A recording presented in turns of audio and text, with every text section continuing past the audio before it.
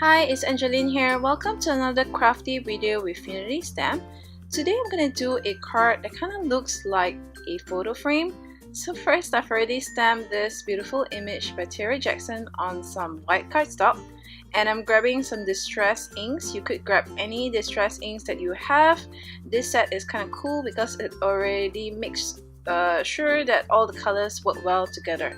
So I'm just smooshing some ink onto my craft mat and spritzing some water and just grabbing my water brush to just paint it in. What's nice about this is for those who would love to try watercoloring but do not have any watercolors, you could grab any distress inks or water-based inks and just try it out first to see if you like it. And you see that I'm not doing any crazy complicated coloring here, just some really easy, simple coloring. I'm sure you can do it. You just start off light, really light, and then just add on darker shades for the shadows.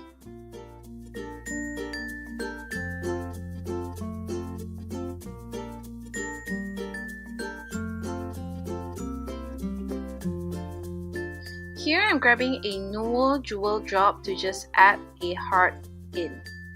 And finally, off camera, I did use my Spectrum Noir gold brush pen to just paint the edges up to kind of look more like a photo frame.